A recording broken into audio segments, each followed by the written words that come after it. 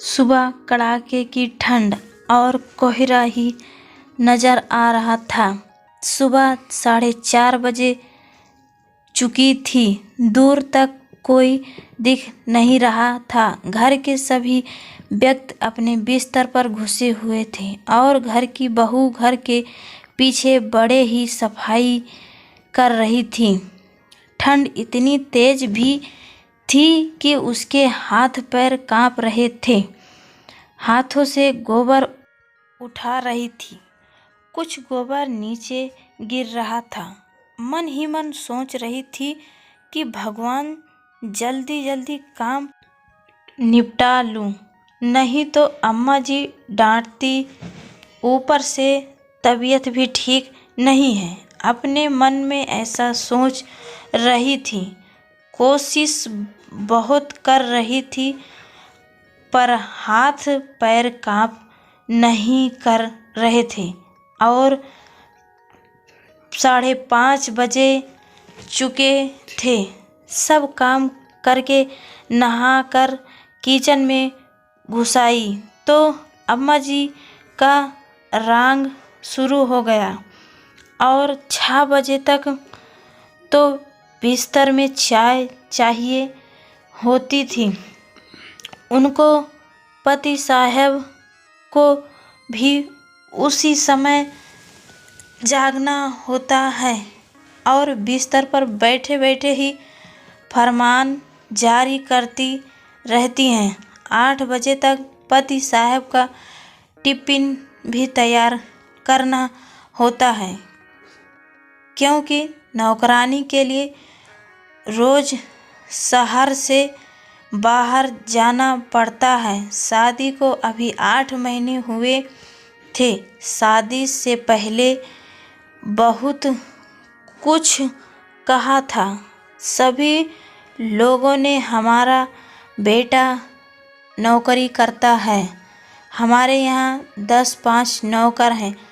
काम करने के लिए 2-4 गाय हैं और खूब दूध होता है। हम तो ताज़े ही खाते हैं। दूध दही सब होता है।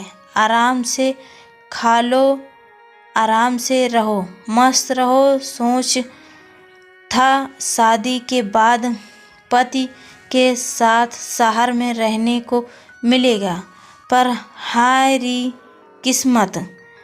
बहुत कोशिश की कमरा लेकर वहीं शहर में रह लेते, लेकिन अम्मा जी के आगे किसी की चलती नहीं थी। कहीं बहू बेटा शहर के हो गए तो लौट कर नहीं आएंगे और बेटे को भी रोजाना जाना पड़ता है। पति साहब ने बड़ी बहन को भी कहा था कि अम्मा समझाएं। उसने तो साहब को ही काट दिया।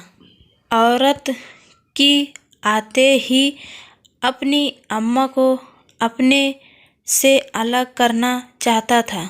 सब नहीं आती, मुझे अकेला बैठा है।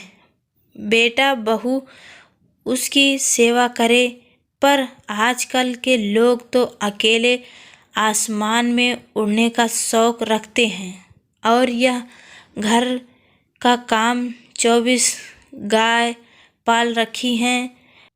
पहले नौकरी भी रखा था और हम नौकर भी हटा और अम्मा जो भी पीछे बारे में आकर देखती भी नहीं साफ सुथरा है कि नहीं। जैसे तैसे काम निपटारा कर आना होगा।